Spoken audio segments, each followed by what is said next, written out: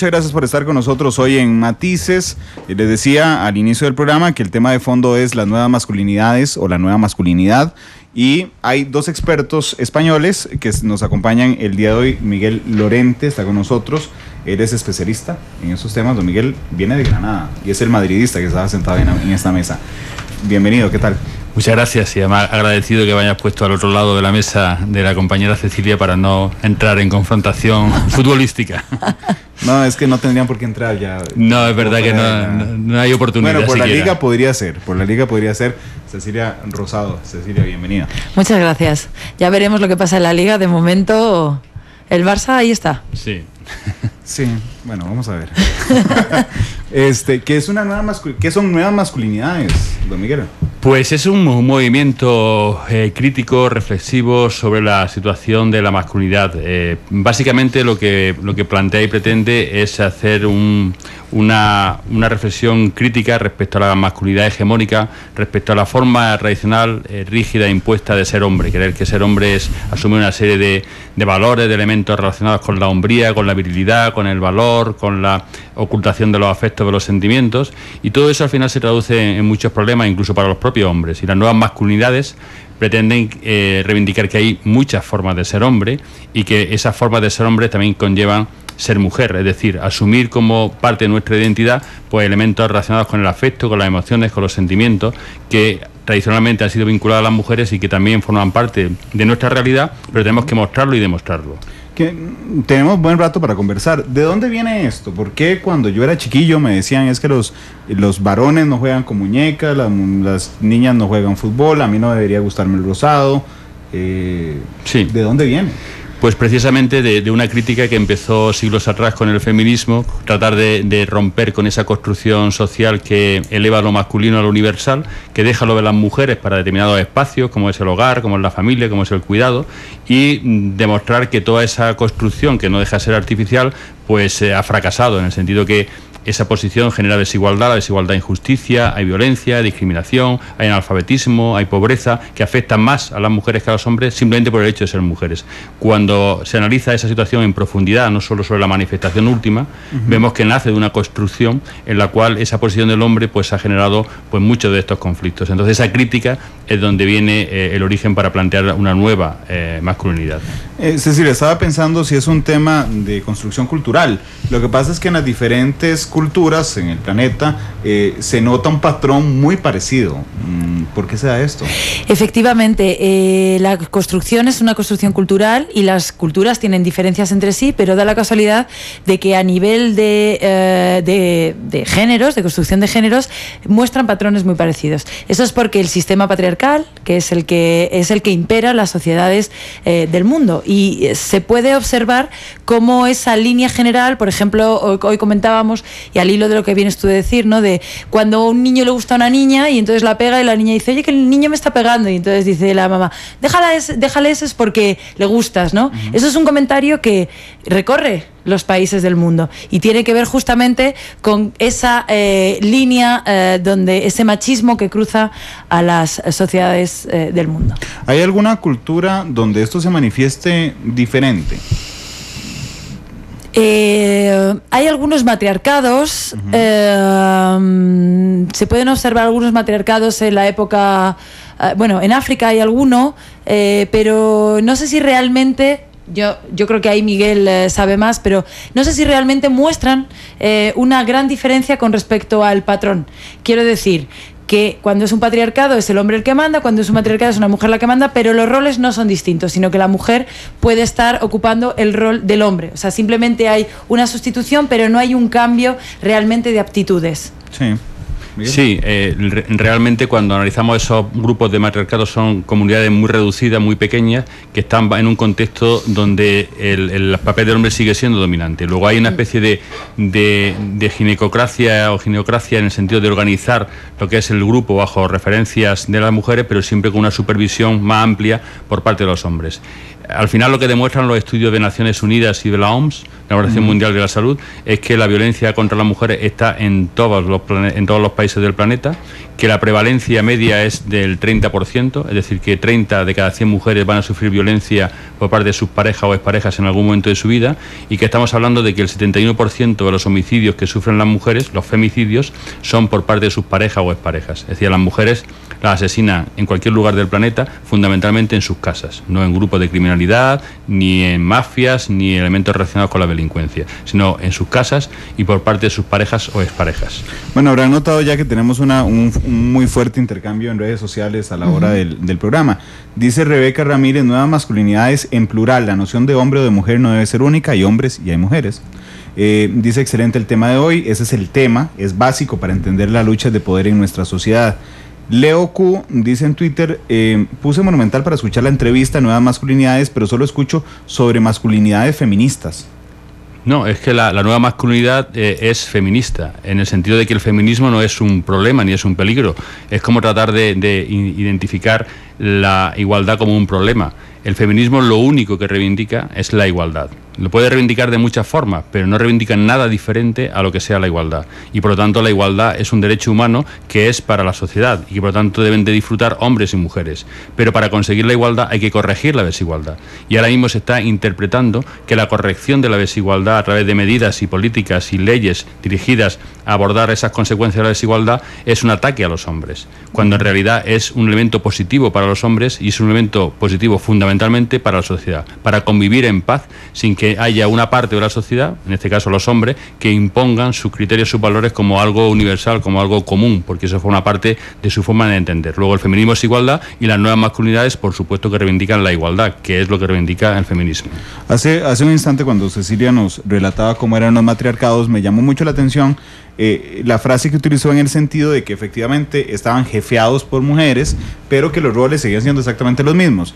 Y me puse a pensar en el ámbito nacional. Les voy a contar un par de datos, tres datos que hay en Costa Rica.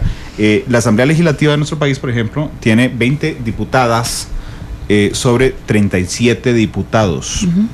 Y entonces hace unos años se intentó que fuera de las mismas proporciones.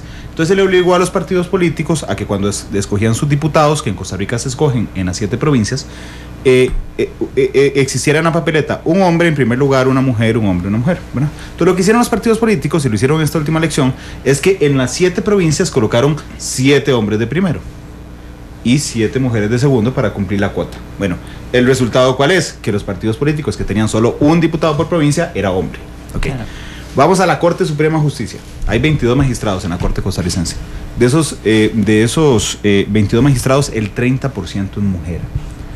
La Sala Constitucional de Costa Rica, 7 magistrados. Es el máximo tribunal de nuestro país. Una mujer, 6 hombres.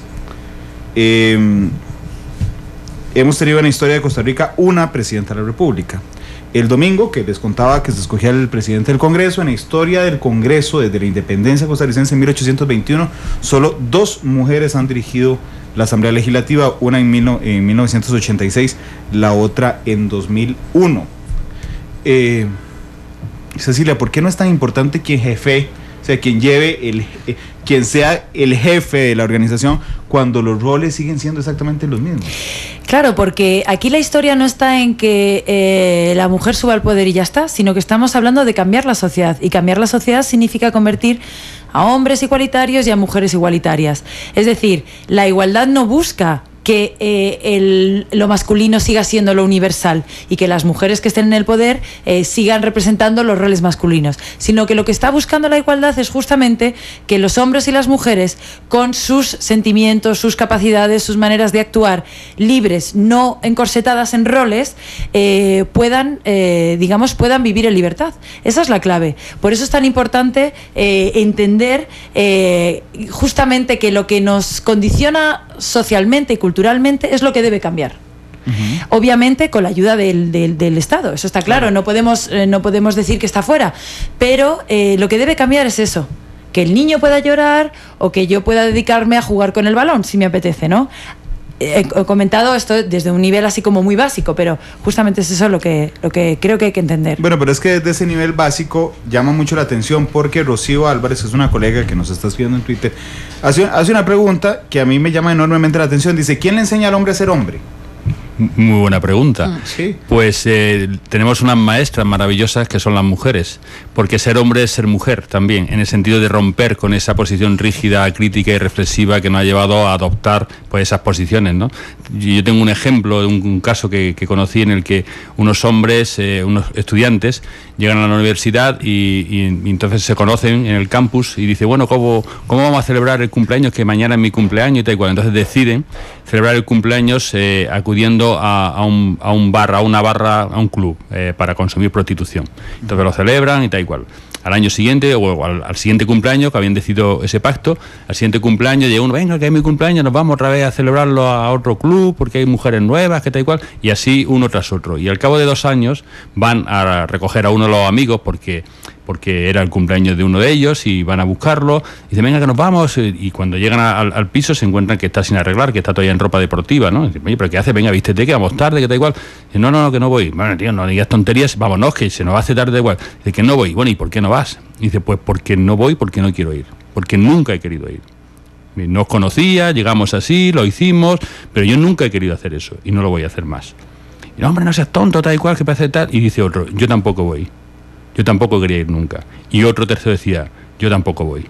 No quería ir. Entonces, esa es a lo que muchas veces nos obligan, nos imponen los roles, los condicionantes, a ser hombre de la manera que se cree que es ser hombre. Pero no está escrito en la historia, no está escrito en el aire, no está escrito en los astros ni en las estrellas qué es ser hombre. Ser hombre es lo que decidamos ser hombre. Y evidentemente lo que no puede ser hombre es a base de injusticia, de violencia, de discriminación, de desigualdad, de abuso de poder. Eso no es ser hombre. Y ese no ser hombre, tenemos las maestras, que son las mujeres que han criticado esa construcción, y por lo tanto la primera maestra es las mujeres que están en la sociedad. Y a partir de ahí hay otros muchos hombres que ya han renunciado a esa masculinidad y de los cuales podemos aprender cada día. Bueno, voy a hacer una salvedad. El precandidato a la presidencia, Sergio Mena, me escribe en Twitter y dice, don Randall, Partido Nueva Generación encabezó en 2014 3 mujeres en una provincia. Sí, en las provincias, sí, don Sergio, efectivamente, ahí está la salvedad del caso. La diferencia es que no llegaron a la Asamblea Legislativa. Y entonces, bueno, entiendo y reconozco el esfuerzo que han hecho desde ese momento. Si me permite, es que eso es muy típico para desviar y generar confusión. Es decir, sí. yo soy médico forense. Sí. Yo he tenido un caso de una... Me llamó enormemente la atención. Sí. Bueno, es que hay que diseccionar la realidad, no solo los cuerpos. Pero yo tengo un caso en el que una persona cayó del piso 7º y no se fracturó ni un solo hueso. Evidentemente, con esa situación anecdótica, lo que no puedo decir es decir, hay una explicación lógica, es decir, esa persona fue cayendo entre los cables de los tendederos, se fue lenteciendo, cayó sobre un tejado que había en el piso bajo, que era para proteger de la lluvia cuando tendían la ropa, y eso amortiguó el golpe y al final, desde un sitio piso, no se mató, ni se rompió un hueso. Esa situación que es anecdótica y que tiene una explicación racional no puede servirme a mí para decirle a una persona, oye, pues en vez de bajar por el ascensor, tírate por el patio que te van a ir deteniendo los tendederos y que al final va a caer en el tejado y no te va a pasar nada. Sí. Entonces, tomar lo anecdótico como general es algo que desde las posiciones más resistentes a todo lo que estamos hablando se utiliza para desviar el debate. También se dice que hay mujeres que maltratan, también se dicen que los hombres son víctimas de muchas cosas, por supuesto, pero sí que el cambio social significa también abordar esas, pero abordando en primer lugar lo más profundo, que es la desigualdad históricamente construida. Claro, porque de hecho SAC 406, que es otro oyente, plantea una consulta, que se la voy a hacer, por supuesto, pero la consulta a mí me deja entrever una cosa. Cuando hablamos de nuevas masculinidades es cómo se construye, digamos, desde la construcción de género, sí. Se llama, desde que somos pequeños nosotros. Y entonces, ahora Cecilia habló sobre el rol del Estado, digamos, en ayudar o no ayudar. SAC plantea una situación que pasa aquí en Costa Rica. Dice, ¿por qué la diferencia de la edad de pensionarse de una mujer y de un hombre? Es que en Costa Rica los hombres nos pensionamos a los 65 años. Ajá. ¿Y las mujeres? Voy a hacer un quiebre. Todos nos pensionamos a los 65 años. Los hombres podemos adelantar nuestra pensión a los 62. Las mujeres a los 60. ¿Verdad? Entonces, La explicación de quien legisló así es que la mujer tiene más desgaste físico durante su vida productiva. Ok, no quiero entrar al debate sobre la vida productiva, lo que quiero es hablar de lo que refleja la pregunta.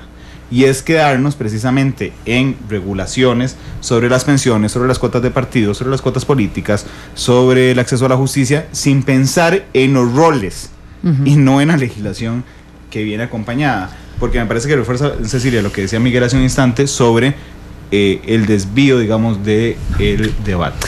Claro, el tema de la legislación, que es muy importante. Yo además que soy profesora de Derecho, siempre que puedo lo saco, pero es un tema de... La legislación debe representar la igualdad, eso está claro, por ahí tenemos que empezar, pero si solo nos quedamos en que las leyes sean igualitarias, nos estamos quedando en la superficie. Lo que hay debajo es muchísimo más profundo, porque yo puedo decir que una ley es igualitaria, pero sí, o puedo hacer leyes que sean igualitarias, pero al final, si la aplicación no lo es, me da igual, no lo voy a conseguir. Esa es la clave. Entonces, ir más allá de eso justo que tú venías a decir ahora, de los roles, porque esos roles son los que impregnan todos los niveles de la sociedad, desde el Estado hasta propiamente las familias. Entonces, legislación formal, por supuesto, legislación donde se diga igualdad, sí, pero también su aplicación y cómo hay que llevarla a cabo. Rocío pregunta en Twitter, el concepto de feminidad, ¿quién lo dicta también? ¿Quién lo impone? ¿Son reproducciones de roles patriarcales también? Cuando se reproduce el rol patriarcal que ha asignado el machismo a las mujeres, sí, es un concepto que vincula la identidad de las mujeres a la maternidad, al cuidado, a la familia, al hogar, etcétera, etcétera. La feminidad está abierta como está la masculinidad, no hay una feminidad cerrada como no hay una masculinidad cerrada. El feminismo lo que plantea es una nueva forma también de ser mujer, unas nuevas formas, como muy bien apuntaba la anterior oyente, de ser mujeres, porque tampoco hay una sola forma de ser mujer. Entonces, la feminidad es un proceso evolutivo que, igual que ahora ser mujer de manera diferente a como ser una mujer hace 40 años, también se puede ser mujer de manera diferente dentro de 5 años. No estamos en ningún punto final, estamos siempre en mitad del camino. Sí, un caso que me parece muy interesante es el tema, por ejemplo, de los dibujos animados, ¿no? Para niños y para niñas. Y esa representación de películas de la princesa indefensa que tiene que esperar a que venga el hombre, que es el príncipe cazador, que va a salvarla, que además le va a dar un beso, aunque ella no quiera porque está dormida, pero él la tiene que dar un beso porque es...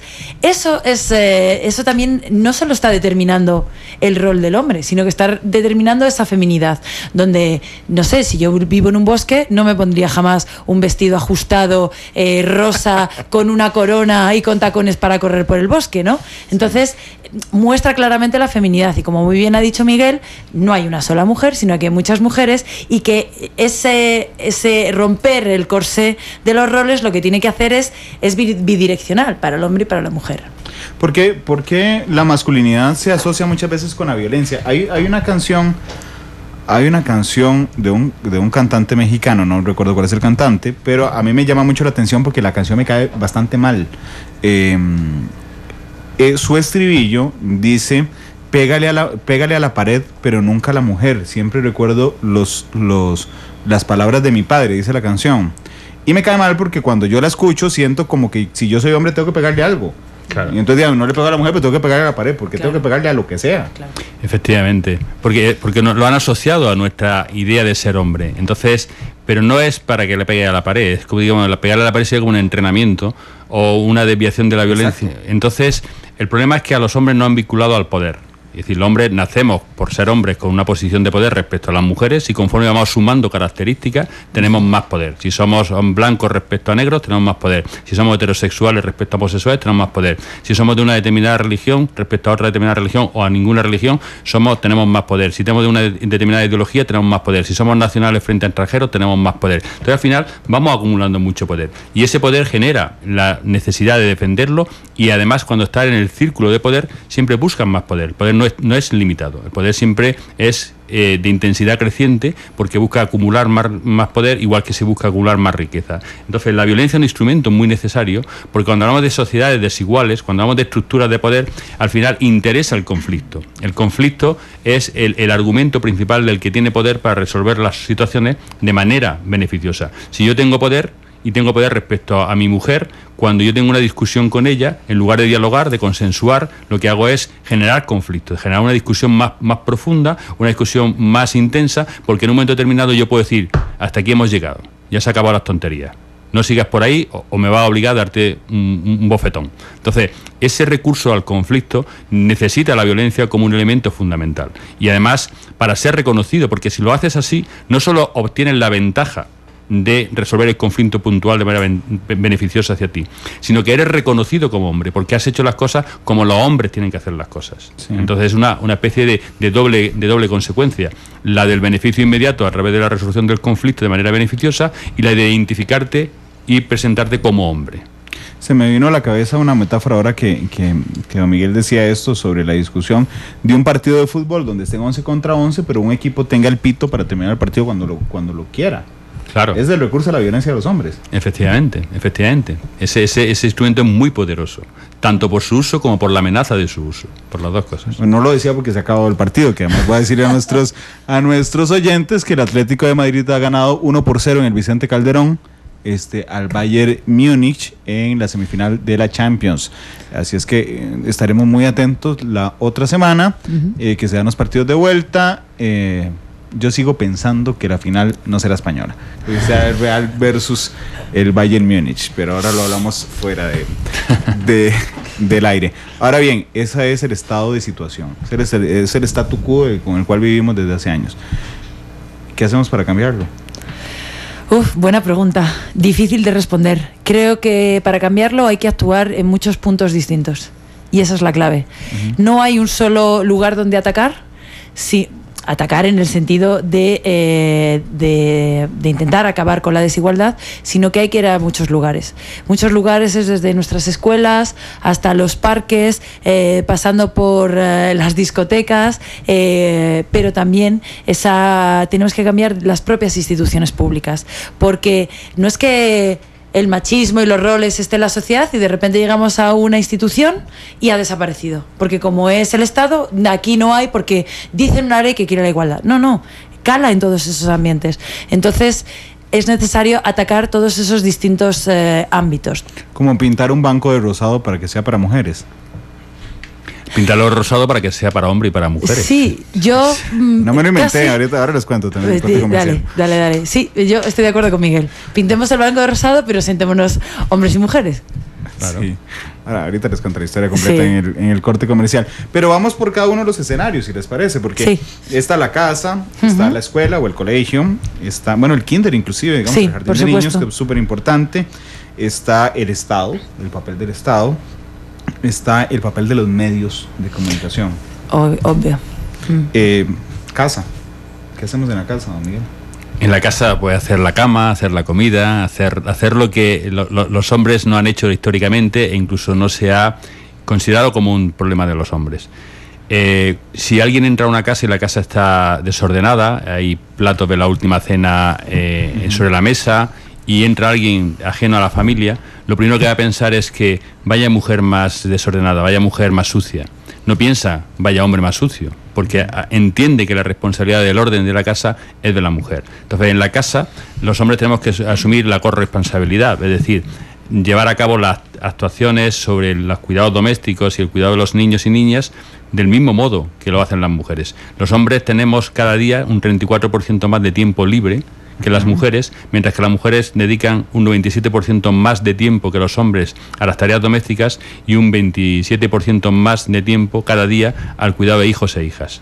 Luego, con esa distribución de tiempos tan desigual, tan injusta, no podemos crecer como pareja, ni como familia, ni como sociedad. Por lo tanto, en casa, los hombres debemos de asumir la responsabilidad igual que lo hace la mujer como algo propio, no como una ayuda ni como un complemento a lo que hacen las mujeres. Y por lo tanto, como antes muy bien apuntaba la profesora Rosado, Cecilia, pues tenemos que desarrollar la legislación, la normativa necesaria para que la conciliación sea una cuestión de dos, no que llevemos a conciliar a las mujeres para que puedan trabajar fuera y dentro de casa, sino para que los hombres trabajemos también fuera y dentro de casa.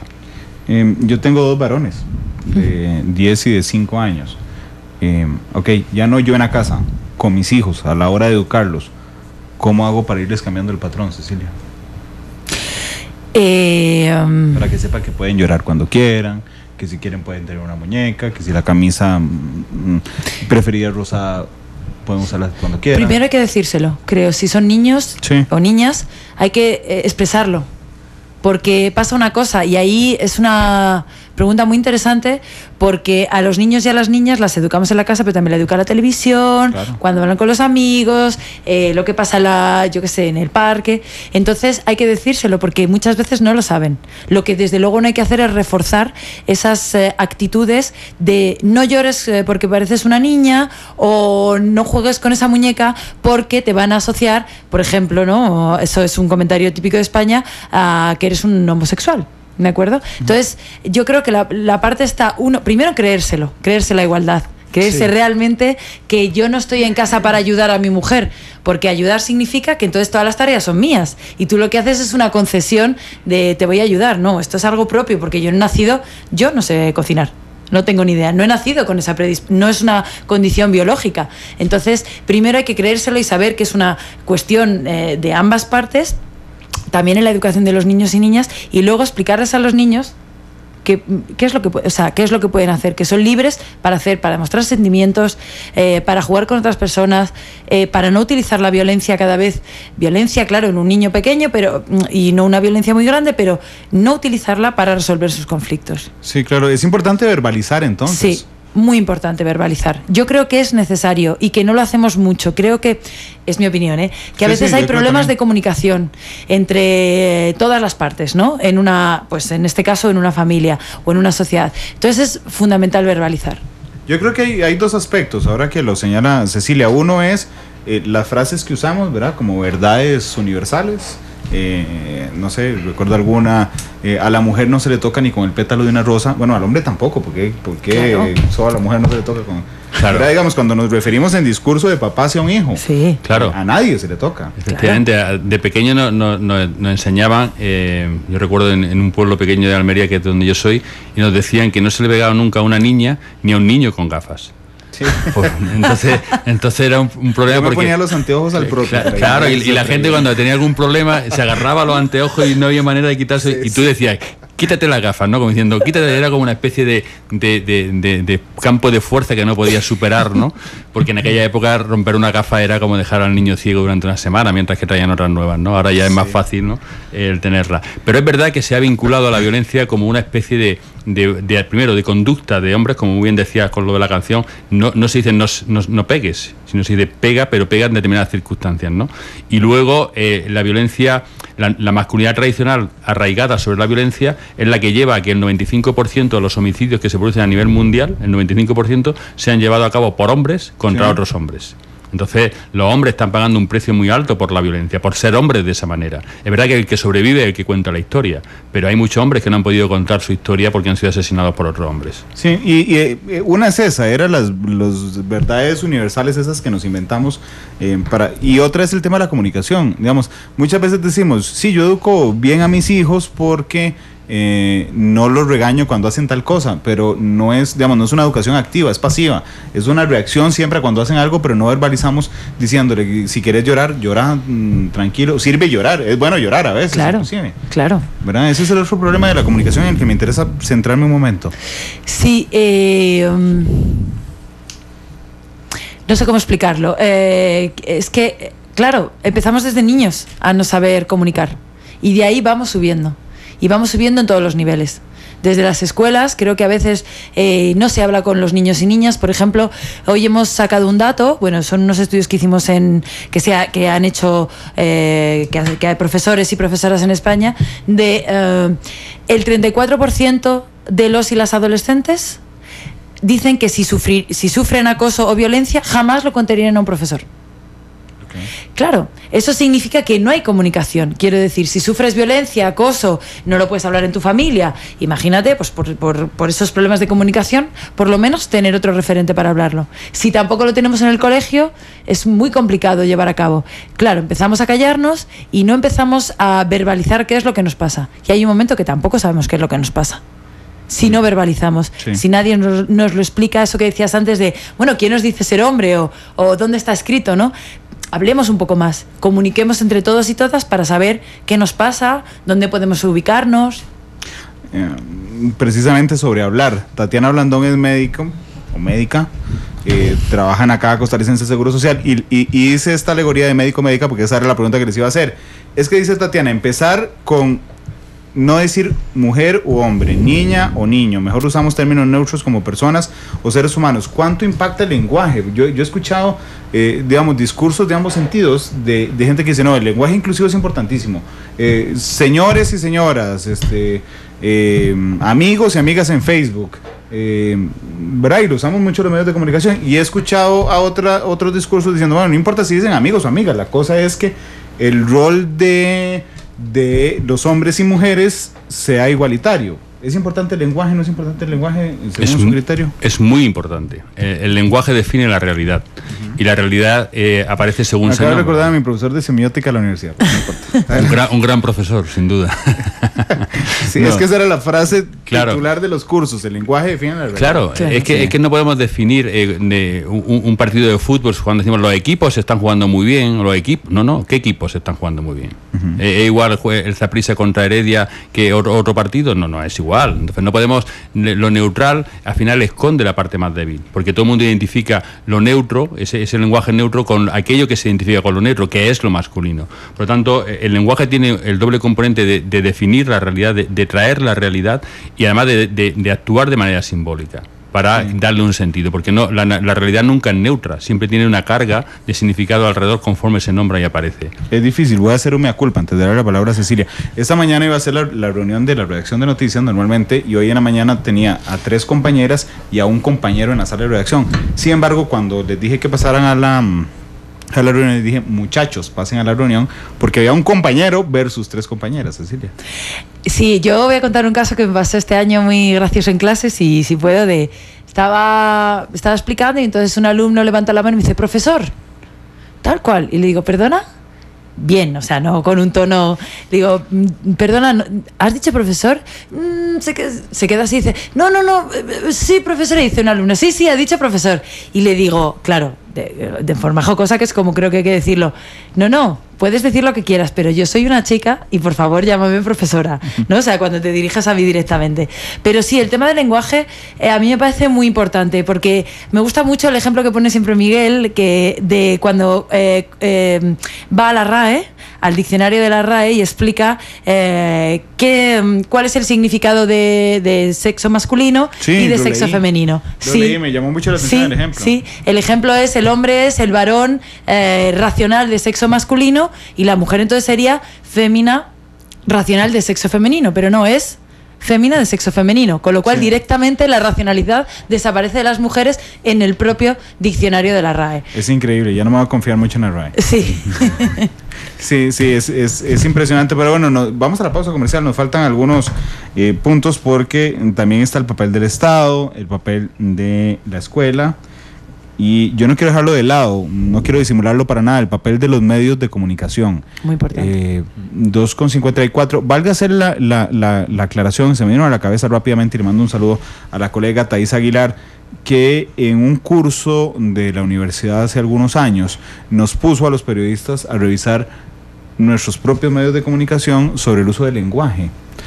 Y entonces nosotros en Monumental no cubrimos sucesos, pero me tocó hacer el trabajo con otro medio que cubría sucesos. Y entonces descubrí algunas cosas que decidimos entre todos no volver a reproducir. Entonces, por ejemplo, cuando un hombre mataba a una mujer, ¿verdad? Y entonces nosotros, los medios, le poníamos crimen pasional. Entonces le bajamos completamente el nivel a un asesinato, porque no era un asesinato, era pasional. O sea, lo traicionaron las pasiones, ¿verdad? O una mujer muere a manos de tal cosa. No muere a manos de tal cosa, fulano de tal asesinó a una mujer. El uso del lenguaje es importantísimo, así es que a la profesora y a la colega ahora, que siempre nos escucha, doña Thais, un abrazo.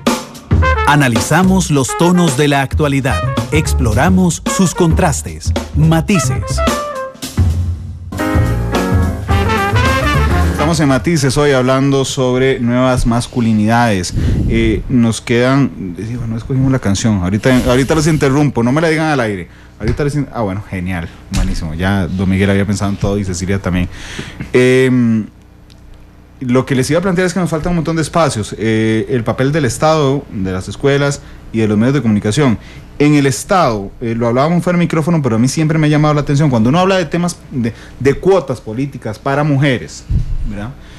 Yo tengo la impresión de que es una cosa forzada, es como si usted anduviera una llanta del carro amarrada, y entonces dice, es para que sirva amarrada. Bueno, pero es que no tiene que servir amarrada, tiene que servir naturalmente como parte del vehículo. Es forzado, Miguel.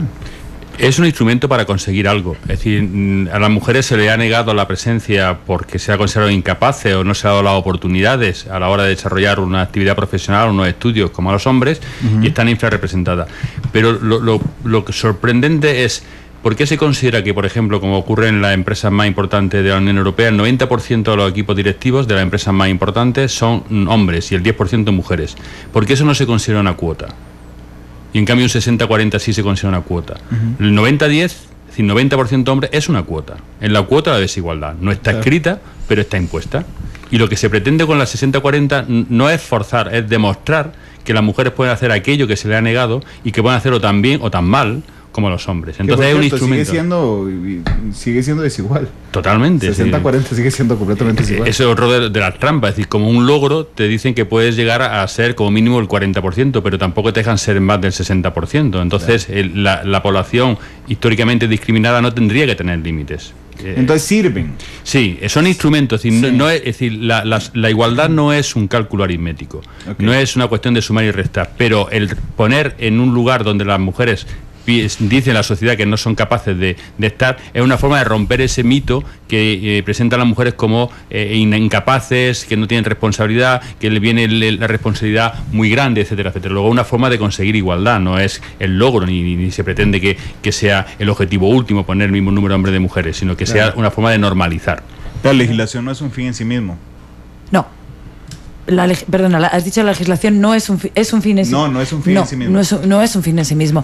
Yo me gustaría, a mí, el tema de las cuotas es siempre muy polémico. Y hay un argumento que siempre se dice, no, es que cuando tenemos cuotas resulta que lo que vamos a hacer es que entren mujeres que no se lo merecen. Y entonces mi pregunta es, entonces todos los hombres que había antes se lo merecían. Todos los hombres que han entrado siempre y que han estado más que las mujeres se lo merecían, es decir, eran todos genios, personas cultas, éticas, con unos valores. Yo conozco un par que no. Claro, eso es, o sea, no puede ser que todos los hombres sean maravillosos y todas las mujeres que vayan a entrar en política sean malos. Y además pasa otra cosa muy curiosa, y es que las fotos en el poder son masculinas. Sin embargo, la mitad de la población, perdón, no la mitad, el 51% de la población mundial son mujeres. Entonces el poder no está representando realmente a la sociedad, porque si no está representada el 51% de la población, hay una disfunción con respecto a la sociedad. Sin duda. Bueno, ahí estaba el papel de los estados. Sé que nos escucha esta tarde la ministra de la Mujer, que es la presidenta del INAMO, doña Alejandra Mora, y la defensora de los habitantes, doña Montserrat Solano, que estoy seguro, así que si quieren alguna de las dos compartir algún comentario, bueno, las dos tienen mi teléfono, así que me lo pueden mandar directamente, lo pueden mandar @monumentalcr para hacerlo público también. Las escuelas, ¿por qué la mayoría de maestras son mujeres? Bueno, ahí ocurre tanto en la escuela como en la sanidad.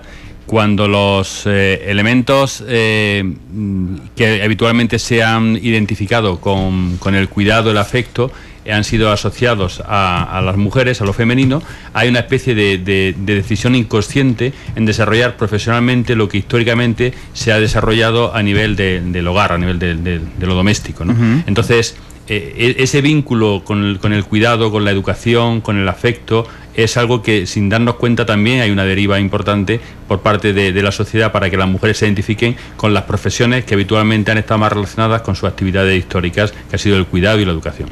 Bueno, y curiosamente, pese a que hay más maestras que maestros, los roles se reproducen en las escuelas, Cecilia. Sí, totalmente. Por eso que hablábamos antes de de que los roles son para ambos sexos, para mujeres y para hombres, y todas estamos encuadradas en dos bloques que en teoría lo que quiere esta construcción cultural es que no haya conexión, sino que cada bloque se dedique a lo suyo. Entonces, claro, ¿tienen la culpa las mujeres de reproducir los bloques o de reproducir los roles?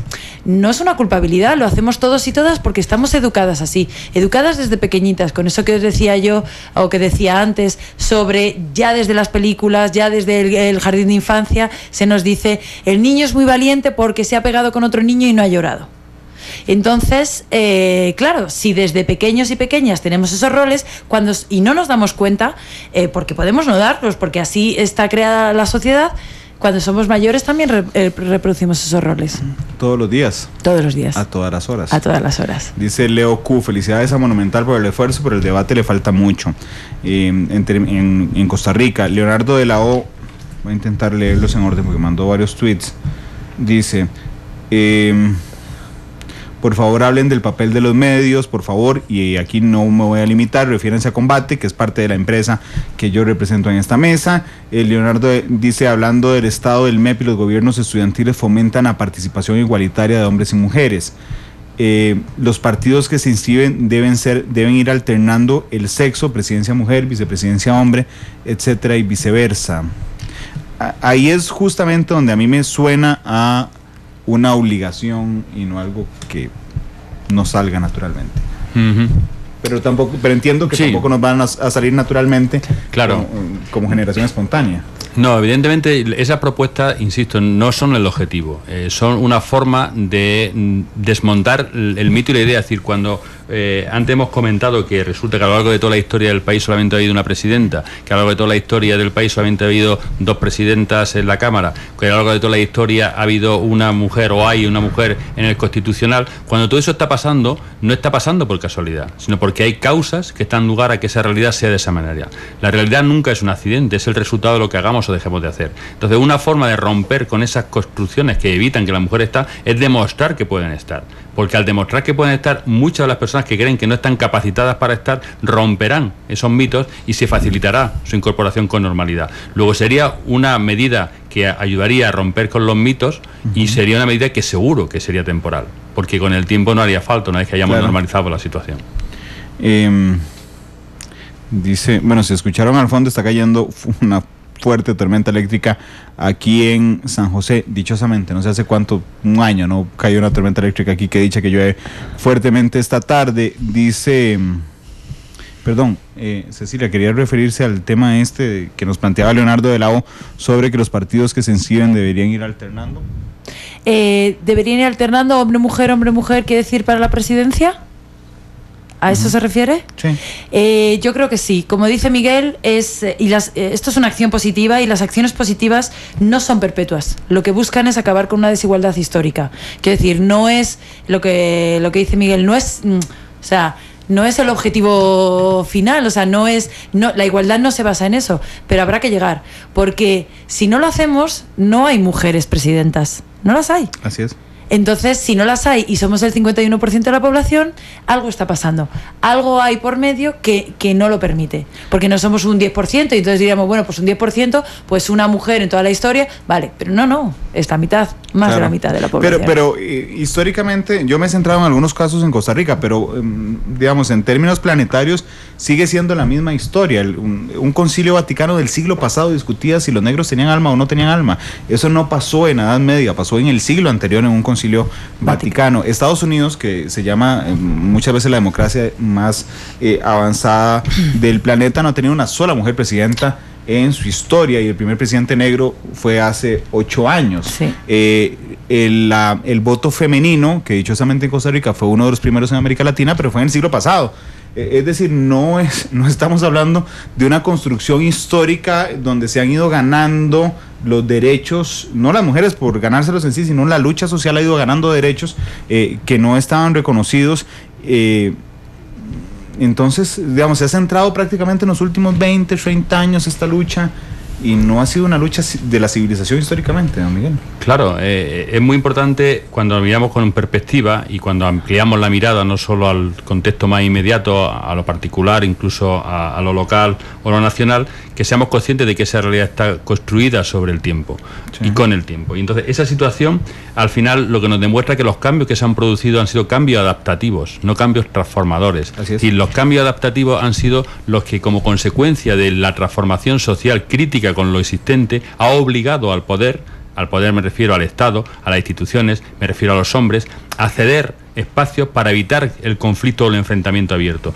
Pero claro, si no nacen de una conciencia, de una reflexión, de una crítica, al final lo que se va es cediendo lo justo para que no haya una crítica frontal. Y por lo tanto lo que tenemos que hacer, y con lo que se pretende ahora con este movimiento más cercano del feminismo, el feminismo traducido en nuevas masculinidades, es tomar conciencia de esa realidad para que los cambios no tengan que ser a la fuerza o porque no queda más remedio, sino para que sea una actitud proactiva que lleve a la sociedad hacia un cambio, hacia un lugar donde todos y todas podamos convivir tranquilamente y en paz. Yo me gustaría hacer una... Es verdad lo que dices, la lucha feminista se ve más en los últimos años, pero me gustaría hacer una referencia y un homenaje al feminismo que existe desde la Revolución Francesa, es decir, que sí, que existe desde el siglo XVIII. Lo que pasa es que las mujeres han sido invisibilizadas. La historia está contada por los ganadores. Siempre en todos los ámbitos, y las mujeres han sido invisibilizadas, y ha habido mucha lucha de mujeres que, por ejemplo, escritoras, poetisas, que han tenido que utilizar seudónimos de hombres durante la historia para poder sacar sus libros. Entonces estaban ahí. Lo que pasa es que era sumamente difícil, las mataban por eso. Las sufragistas inglesas morían, eran detenidas por pedir el voto de la mujer.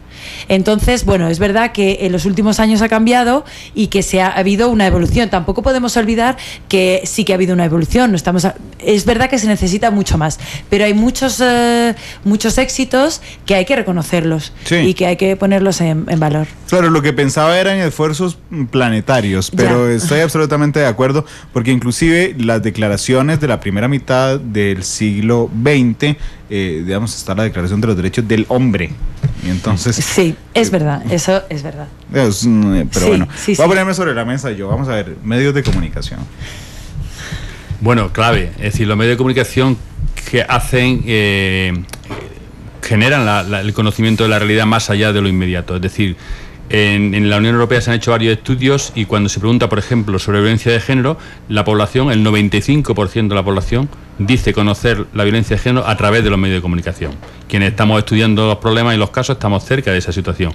Quien no lo está, tiene que conocer la situación por parte de los medios de comunicación. ¿Por qué sé yo de deportes? ¿Por qué sé yo de resultados de fútbol? Yo no soy jugador de fútbol, yo no estoy en ese mundo. Lo sé porque los medios de comunicación me cuentan esa realidad, me la acercan, me la hacen mía. Entonces, según me la cuente, me lo voy a tomar de una forma u otra, voy a tomar conciencia sobre esa realidad y me voy a posicionar ante esa realidad según me lo digan. Si a mí me dicen los medios de comunicación que la desigualdad, que la violencia de género es un crimen pasional, que las mujeres mueren a manos de, que ha sido un arrebato, que está bajo el efecto del alcohol, que es un inmigrante, el autor de la muerte, que estaba loco, pues al final mi percepción del problema es que es una cuestión de determinadas circunstancias y contextos, no un problema social y cultural. Luego, el papel de los medios de comunicación es fundamental, porque si el lenguaje crea la realidad lejana nos la acercan los medios de comunicación, y según nos la acercan nos vamos a posicionar, porque no tenemos otra forma de tener criterio que no sea a través de lo que nos cuentan. Por lo tanto, creo que los medios de comunicación en gran parte han reproducido los estereotipos y las ideas tradicionales, y eso ha permitido que la sociedad se mantenga aún demasiado distante, demasiado lejana al problema de la desigualdad y al problema de la violencia de género. Por lo tanto, esa implicación que se está produciendo ahora, como muy bien ha explicado antes, ese compromiso con la responsabilidad profesional, no es un compromiso solo con la igualdad o solo con los valores y los derechos humanos, a mí es un compromiso de responsabilidad profesional. Ese cambio es fundamental. Claro, pero no solo cuando hablamos de esos temas, como el de la violencia. Todos los medios de comunicación del mundo hemos hecho durante la última semana alguna nota sobre Hillary Clinton. Hillary Clinton no se llama Hillary Clinton, se llama Hillary Rodham. Sí, porque los medios de comunicación, claro, hay que cambiarlos completamente. Para mí hay una cosa fundamental, es la información libre y veraz. Es esencial, no es que sea una parte importante, no, es que es esencial para hablar de democracia. Si no empezamos por ahí, si no tenemos medios de comunicación plurales que emitan una información veraz, no hay democracia real. El tratamiento de la mujer en los medios de comunicación, obviamente la más radical es la violencia de género, pero cómo tratamos a las mujeres políticas en los medios de comunicación es esencial. Uno, porque tratamos en este caso a las mujeres políticas. Claro, Hillary Clinton es conocida no porque ha sido una política que lleva toda la vida en política. Antes de que su marido fuera el presidente de los Estados Unidos, ella ya estaba en política. No es que haya llegado allí por ahí por ósmosis, ¿no? Porque de repente cayó del cielo. Y otra cuestión es, a mí, y además Estados Unidos, se ven muchos otros medios de comunicación, pero Estados Unidos, yo un análisis que hice sobre cómo trataban a las mujeres políticas, cuando se tienen que meter con ellas, tiene que ver con su físico, su forma de vestir. Normalmente no decimos, ese tipo del partido republicano que lleva un bisoñé en la cabeza, o fíjate qué mal le queda el traje, pero a la mujer sí que le decimos qué mal le queda el traje, o fíjate, es que es demasiado guapa para lo que tiene que ser. Entonces esa cosificación de la mujer en los medios de comunicación también sigue manteniendo esos roles hombre-mujer hegemónicos de la cultura machista. Y que a veces vienen reproducidos además por los mismos despachos, las mismas oficinas de... No voy a decir el nombre, pero es una alta funcionaria internacional. Recuerdo que visitó Costa Rica, ahora lucha por la presidencia de los países más importantes del mundo. Yo fui a cubrir esa conferencia de prensa y entonces el fotógrafo el jefe de prensa, digamos, que la acompañaba, me dijo, fotos por favor solo de la cintura hacia arriba. Y bueno, la verdad es que los guardaespaldas eran muy grandes y tomé fotos de la cintura para arriba. Pero cuando después pregunté, ¿y por qué? Me dijo, es que tienen las caderas muy anchas. Claro. Digamos, y eso no venía desde los medios, no. Venía desde la misma, desde su despacho, desde su equipo. Claro, eso que hablábamos antes de que todo está interconectado. Sí. Todo está interconectado. Entonces, si los medios de comunicación lo que hacen es representar los roles, pero lo hace también su propio equipo de campaña, claro, ahí desde luego hay muy poca solución. Sí. Ustedes vivieron en España, yo lo leí mucho en El País, es uno de mis diarios favoritos. Leí el escándalo del Chapo Guzmán y Kate del Castillo. Uh-huh.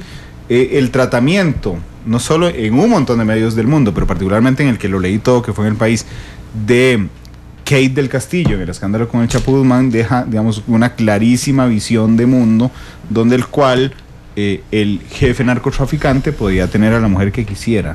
Sí.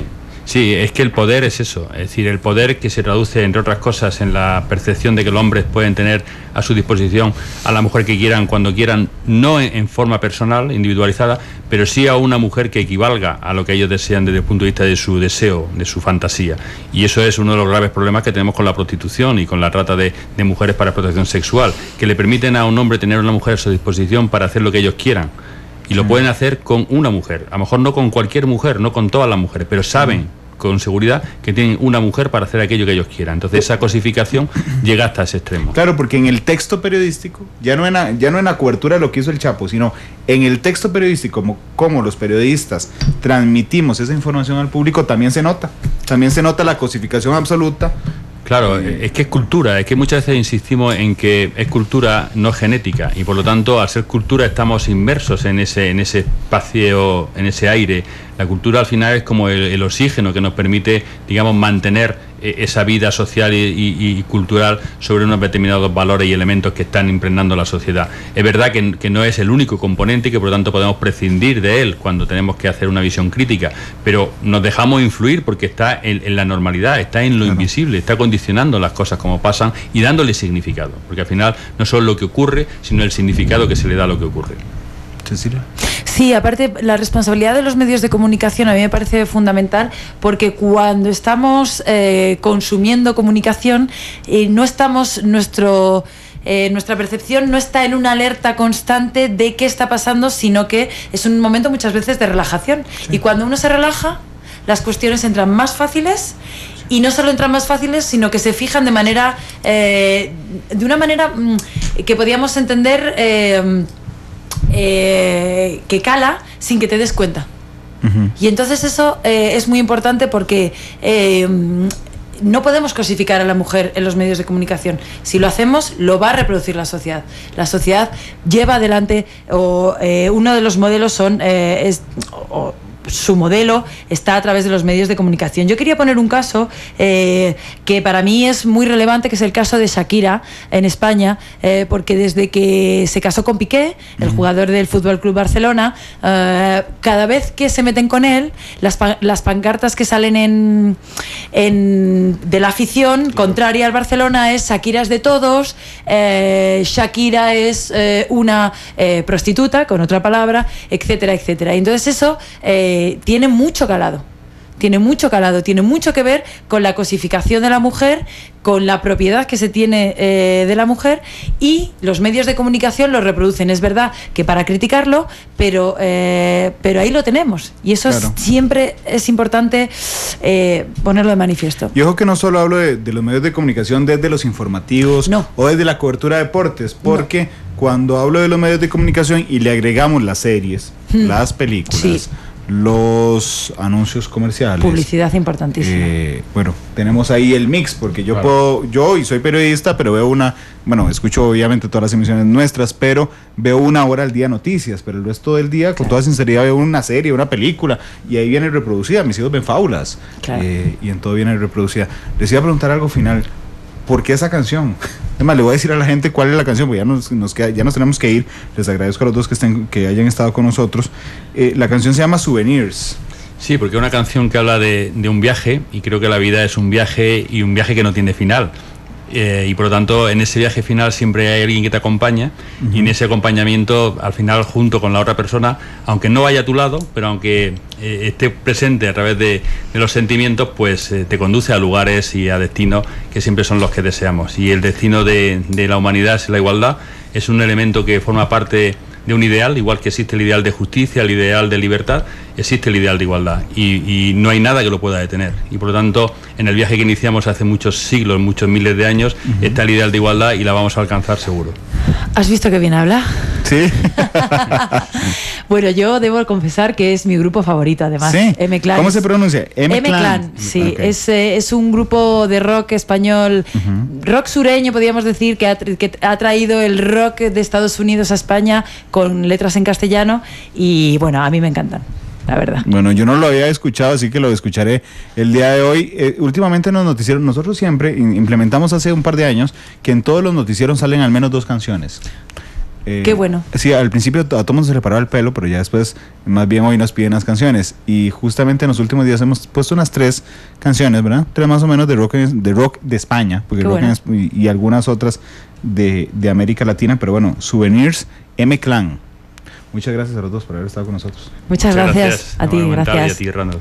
3:23. Mañana Matices Internacional, con la característica de que vamos a cubrir una información de un país muy cerca de aquí, el ejército de Nicaragua. Es el análisis mañana en Matices. Todas las perspectivas, cada punto de vista. Exploramos la realidad y cada uno de sus tonos. Esto fue Matices por Radio Monumental.